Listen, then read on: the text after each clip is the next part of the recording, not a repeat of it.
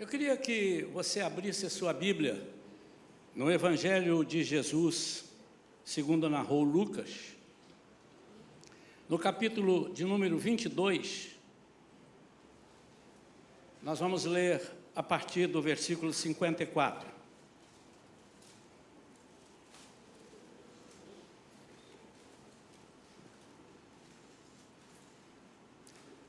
Antes de ler, eu quero fazer umas perguntas para os irmãos, antes de projetar lá o texto. E a minha pergunta primeira: você já caiu em si alguma vez?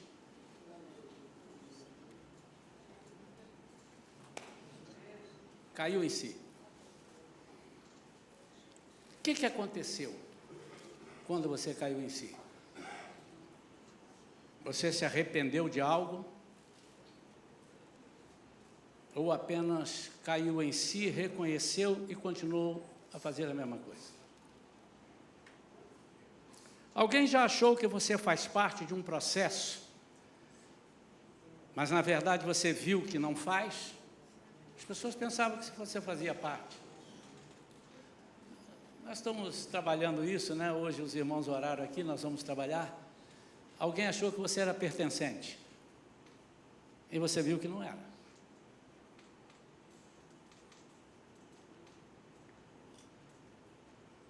Você viu que, na verdade, você é um engano?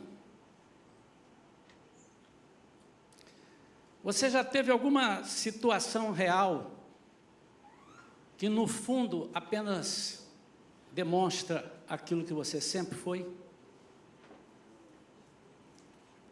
Vamos ler Lucas 22, 54 a 62, uma passagem muito interessante, riquíssima, riquíssima. Então prenderam a Jesus, o levaram e o fizeram entrar na casa do sumo sacerdote. Pedro, entretanto, os seguia à distância. Mas quando acenderam um fogo no meio do pátio e se sentaram ao redor dele, Pedro sentou-se com eles. Uma criada o viu sentado ali à luz do fogo e olhando fixamente em seu rosto, o acusou. Este homem também estava com ele. Contudo, Pedro negou, assegurando-lhe: mulher, não o conheço. Pouco depois, um homem também o viu e afirmou: tu também és um deles. Mas Pedro o contradisse: homem, eu não sou. Então, havendo passado cerca de 1 hora, outro homem o identificou. Com toda certeza também este homem estava com ele, porquanto também é galileu. Ao que Pedro exclamou: homem, não sei do que você está falando. E falava ele ainda quando o galo cantou. E aconteceu que o Senhor, voltando-se para Pedro, o olhou diretamente nos olhos. Então Pedro se lembrou da palavra que o Senhor lhe havia predito: antes que o galo cante hoje, tu me negarás 3 vezes. Então Pedro, retirando-se dali, chorou amargamente. Vamos falar com Deus. Pai, é a tua palavra. Ajuda-nos a tirar daqui ensinamentos. Senhor, nós não queremos ser os mesmos. Nós não queremos decepcionar a Ti e nem mais a ninguém. Ajuda-nos em nome de Jesus. Amém. Eu estou falando de Pedro. Não estou falando de uma pessoa que ouviu falar de Jesus, mas estou falando de Pedro. Esse Pedro, dias antes, surpreendeu a todos, não a Jesus, porque ninguém surpreende a Jesus, ele é onisciente, mas quando perguntado: vocês quem acham que eu sou? E Pedro disse: tu és o Cristo, o Filho do Deus vivo. A boca disse isso. Pedro era um dos discípulos mais arrojados. Esse Pedro aí também falou para Jesus, ele falou, tem que ir a Jerusalém, porque eles querem me matar, o senhor não vai passar aqui, só se passar por cima do meu cadáver. O senhor não vai lá, só se passar por cima do meu cadáver, senão não vai. Como a gente, às vezes, precisa de confrontos na nossa vida, são necessários, são provas.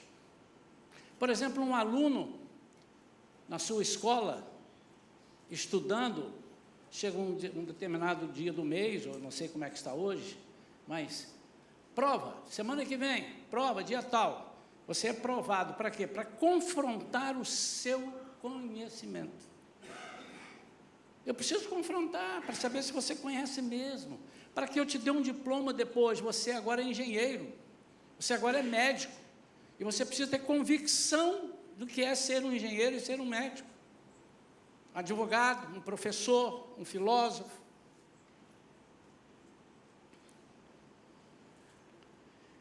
Quando Pedro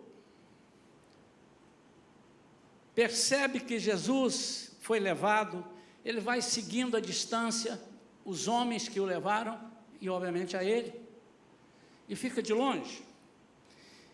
Eu quero compartilhar aqui nesse momento, e nós estamos acostumados a conhecer, Pedro nega Jesus.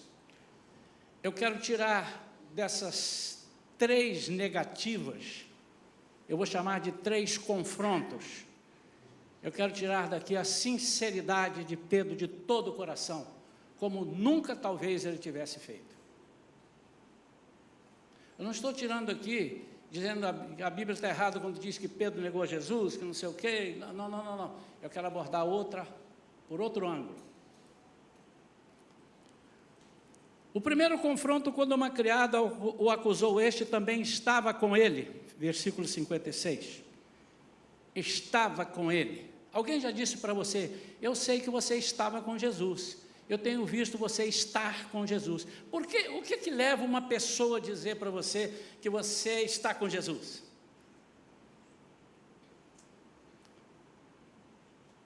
E o primeiro reconhecimento dele, ao primeiro confronto, ele disse, mulher, eu não o conheço.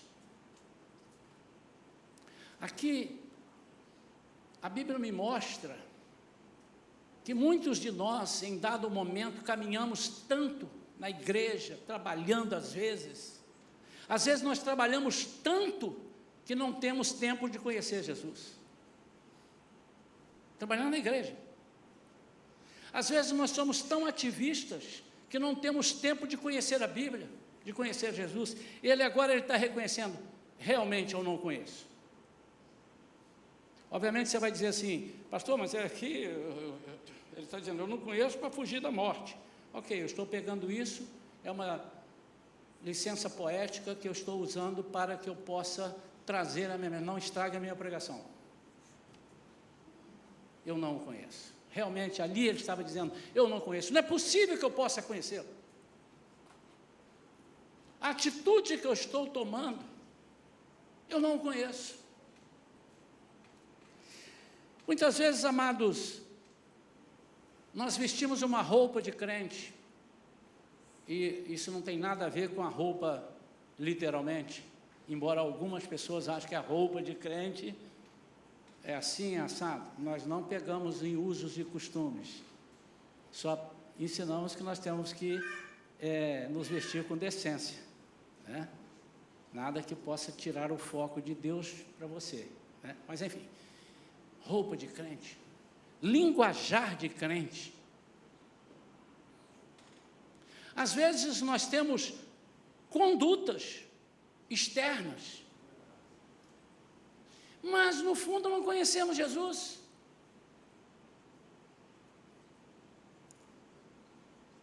Negamos a nós mesmos a fé que nós temos que ter para que Ele cure alguma enfermidade em nós, ou que Ele resolva um problema tremendo.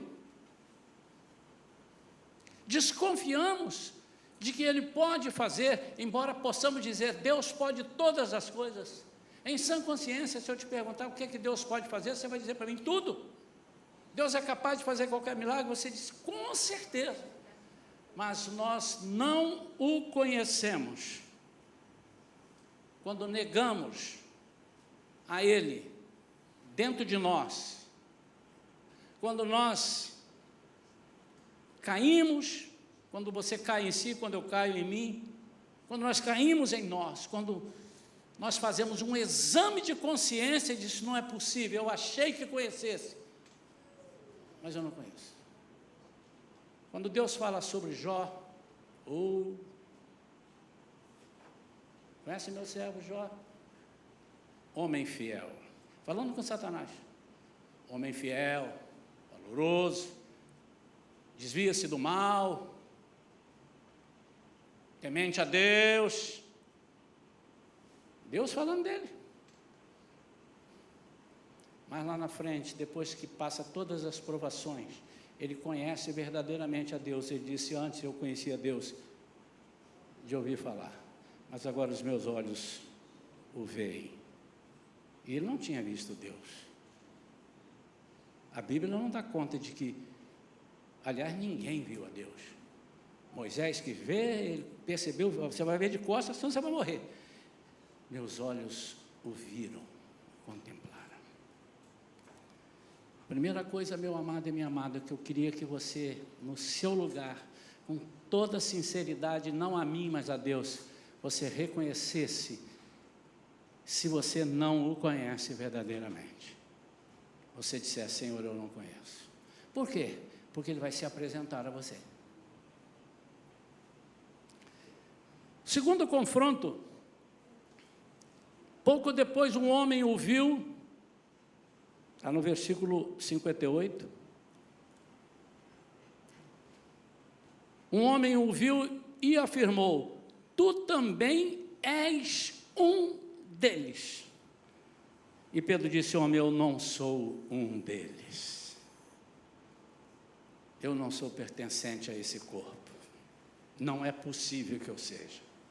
Eu estou envergonhado, eu não sou. Tem um hino antigo, né, que diz, né? Eu não tenho culpa que os irmãos que não nasceram no Evangelho não cantavam nos inários, né? Tem gente que nem sabe o que é inário. Um dos tais. Conhece, Davi? Davi levantou lá. Hein? Chicão conhece um dos tais?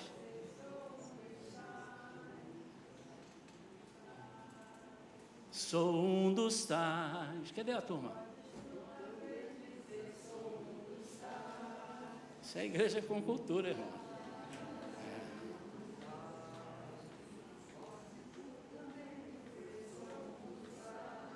Os irmãos vão cantar agora até a hora da ceia. Um dos tais, podes tu também dizer, sou um dos tais. Ele está dizendo, eu sou um dos tais. Eu estou te perguntando, podes tu também dizer, sou um dos tais? E Pedro diz, eu não sou um dos tais. Caramba. Eu quero que você preste atenção. E daqui a pouco, no final, eu vou mostrar a situação que fez com que Pedro tivesse esses reconhecimentos. Eu não sou digno de ser reconhecido um dos tais, é isso que ele diz. Eu não sou digno de ser chamado um de seus discípulos, embora eu tenha andado com ele. Embora eu tenha jurado para ele que onde que ele fosse eu iria, embora eu tenha largado tudo, embora eu tenha visto milagres na minha vida, puxa vida, não posso me esquecer daquele milagre da pesca, o que é aquilo? Eu nunca vi daquilo, mas eu agora chego à conclusão que eu não sou um deles. As pessoas estão olhando em mim, irmão, se você é ou se não é, deixa eu falar com as pessoas estão dizendo, você é um deles, e você não tem condição de dizer eu sou um deles. O que é que você está passando? Uma imagem falsa? Será que as pessoas amanhã não irão para o buraco por tua causa? Vão segurar em você e você vai junto para o buraco? Pô, mas eu confiei em você, eu achava que você era um dos tais, e eu vim a você para buscar salvação para a minha vida, libertação para a minha vida, e agora eu percebo que você diz que não é um dos tais. perdi minha vida, perdi meu tempo. Mas em Atos 4:11, lá longe, depois de Jesus ter um novo encontro com ele, o comissionar, apacenta minhas ovelhas, depois de Jesus morrer e ser ressuscitado, e ser assunto aos céus, em 4, versículo 11, Pedro discursa e diz: este Jesus, que vocês estão falando mal, que vocês estão brigando comigo por causa dele, ele é a pedra que foi rejeitada por vós. Ele agora é um dos tais. Em Atos 4:13, o povo, observando a coragem de Pedro e de João discursando, reconheceram que eles haviam convivido com Jesus. Agora alinhou. Ele declara que conviveu. E eles o reconhecem, porque eles eram iletrados. Segundo os escritores, Pedro e João eram semi-analfabetos. E eles disseram: não deu tempo deles falarem o que falam, estudarem para falar o que falam. Não é possível. Eles falam com uma autoridade muito grande, e reconheceram que eles tinham vivido com Jesus. Mas há um terceiro confronto. Um outro homem, 1 hora depois, ele diz: com certeza, também este homem estava com ele. O seu modo de falar mostra que, de fato, você é também um deles. Isso é na narrativa de Mateus, o mesmo episódio. O que ele está dizendo aqui? Aqui ele diz: porque você é um galileu. Porque ambos eram da Galileia. E eles tinham um sotaque de galileu. E ele disse assim: o seu modo de falar te denuncia. É como se alguém te dissesse assim: você é crente, cara. O seu modo de falar te denuncia, te mostra, você é crente. E ele responde no versículo 60, homem, eu não sei do que você está falando. Aqui Pedro termina a sua confissão. E eu te pergunto, será que nós somos identificados pelo que falamos ou pelo que somos? Certamente chamamos a atenção das pessoas quando falamos, mas a partir daí somos responsáveis por eles nos ouvirem. Quantos entenderam isso, irmãos? Pedro saiu dali, versículo 62, e chorou amargamente. A comparação dele com Judas é tremenda, porque Judas se arrepende de uma forma muito trivial, ele tem um remorso, e ele sai dali depois de trair a Jesus e vai se enforcar. Mateus 27:5, você pode conferir isso depois. Judas apenas teve remorso, mas Pedro arrependeu-se, saiu dali e chorou amargamente. Mas o que fez Pedro? Reconhecer e confessar: não o conheço, realmente eu não conheço, eu não sou um deles, não é possível que eu seja, com a atitude que eu estou tomando, não é possível que eu seja. E eu vou pegar aqui uma analogia, uma comparação, que está logo no versículo 55, e eu vou usar isso, porque eu creio que é isto que faz com que nós confessemos. Mas quando acenderam um fogo no meio do pátio, e se sentaram ao redor dele, Pedro assentou-se com eles. Onde? Perto do fogo. Obviamente, literalmente falando, você vai dizer, e está certo. Está tudo escuro aqui, agora o fogo acendeu. Quando o fogo acendeu, revelou às pessoas: ah, você é o Pedro, você é o Pedro, você estava com ele. E eu quero falar, para encerrar, sobre o poder do fogo na nossa vida, segundo a Bíblia. O fogo é uma figura maravilhosa da obra do Espírito Santo, e o Espírito Santo é como um fogo em pelo menos 3 maneiras. Primeiro, ele traz a presença de Deus. Se você observar no Antigo Testamento, a presença de Deus no fogo, na sarça ardente, no tabernáculo. A paixão por Deus é outro sinal, a paixão por Deus. Quando Jesus disse, eu vou batizar vocês com o Espírito Santo e com fogo, o fogo é que não deixa apagar essa paixão que nós temos. Um casamento começa com fogo, muitas vezes. Às vezes não, mas normalmente com fogo. Antes de casar, você vê a namorada, o coração, tuc, tuc, tuc, tuc, tuc, tuc, tuc, tuc, tuc. Você treme. Casou, o fogo. O que que faz? O que que faz? O que que faz que esse casamento dure?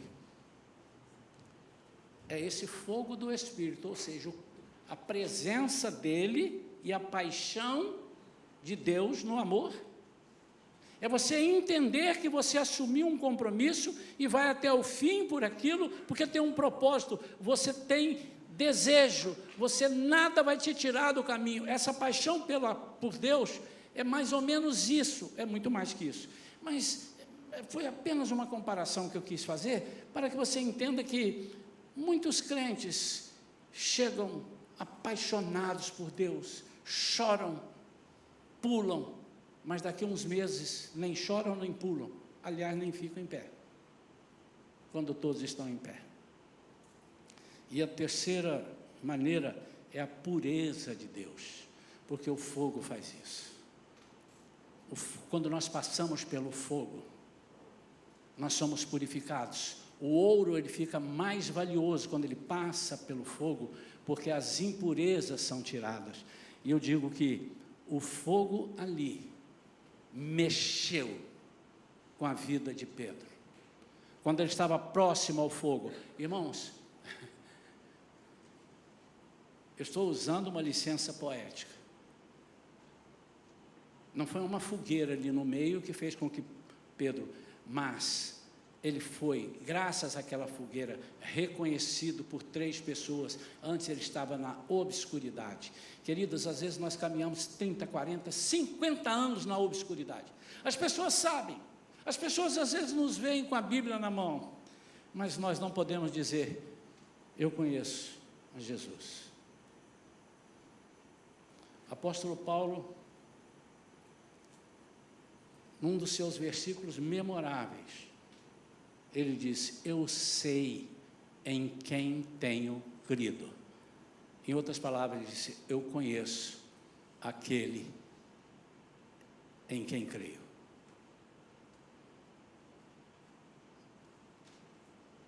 Eu queria que você agora, que vai participar da mesa do Senhor, essa mesa não é da Shalom, não é minha e de nenhum irmão, muito menos, nenhum de nós, é a mesa do Senhor. Primeiro que você entendesse o que você está fazendo aqui. Sabe o que nós estamos fazendo?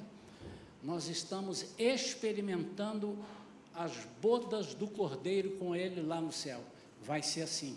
E esse ajuntamento, toda vez que há esse ajuntamento e participamos da ceia, nós estamos dizendo, estou experimentando aquilo que teremos num grande número, um número muito maior lá nas bodas do Cordeiro. Segundo, que você ao participar da ceia, você possa dizer, Senhor, o Senhor me revelou coisas que eu preciso tirar da minha vida, então manda o teu fogo consumidor aqui agora e consome todas as coisas que estão me embaralhando, me embaraçando, me atrapalhando, de dar testemunho.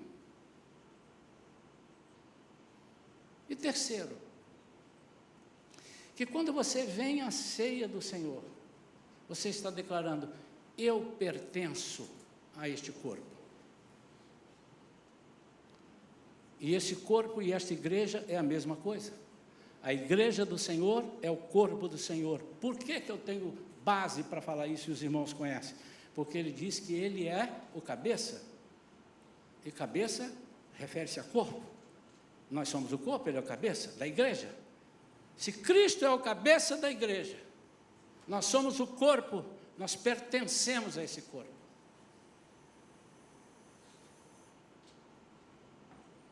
Qual é o meu pedido nesta manhã? Que primeiro você faça esse exame de consciência. Se você conhece Jesus, se você estava com Ele, conhece Ele, tem estado. Se você é um deles,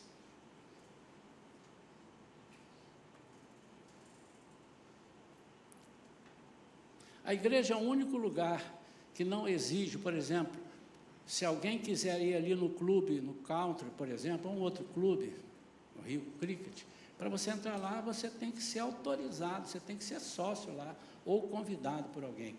Aqui na igreja, ou em todas as igrejas, pelo menos que eu saiba, você entrou por ali, a porta está aberta, você entra e senta. E você pode ficar como mero assistente toda a vida, é uma decisão sua. Mas você está se enganando. Você precisa desejar pertencer a este corpo, porque há vitória para aqueles que pertencem ao corpo de Cristo, em nome de Jesus. Nós vamos agora, irmãos, nos humilhar na presença de Deus. Nos humilhar. A Bíblia diz que nós nunca devemos nos humilhar para o diabo.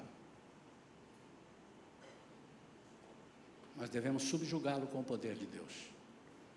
Mas a Deus nós devemos nos humilhar perante Ele. Vamos nos humilhar e dizer: Senhor, sonda o meu coração aqui agora. Me ajuda a perceber se eu te conheço ou não te conheço. Me ajuda a ser um deles. Eu quero ser um deles. Eu não quero ser um simpatizante apenas. Eu não quero ter simpatia por Jesus.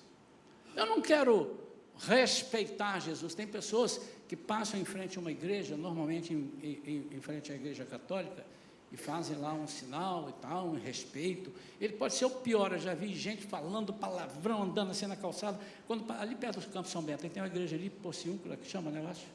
Chama ali a igreja católica Porciúncula, a pessoa falando, gritando, não sei o quê. Quando parou, mudou, fez sinal, nem sei fazer, né? Obviamente, os irmãos sabem que eu não sei. E aí, daqui a pouco, lá ele continuou. Mas, como eu estava dizendo, foi só 10 metros, coisa assim, enfim. Eu sou um dos tais. E o terceiro, né? Quando ele diz: o seu falar te denuncia.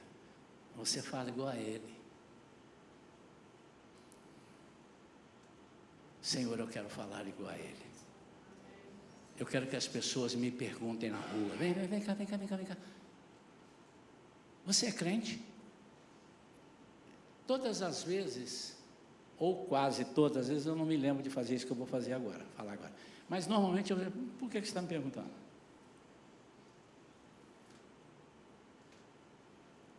Mas às vezes eu já digo sim, graças a Deus. Agora cuidado, porque ele fala assim: você é crente? Sim. Por que você está me perguntando? Porque eu vi você fazendo um monte de coisa ali errada e tal, e eu queria saber se é crente mesmo. Vamos nos humilhar na presença de Deus agora, nos preparando para a ceia do Senhor. Nos humilhar é dizer: Senhor, eu reconheço. Se você reconhece, não tarde em dizer que reconhece. Não tarde. Mas se você não reconhece, diz: Senhor, eu estou duro de reconhecer, sonda o meu coração e fala comigo. Amém? Vamos nos ajoelhar, irmãos, nos preparando para a ceia do Senhor.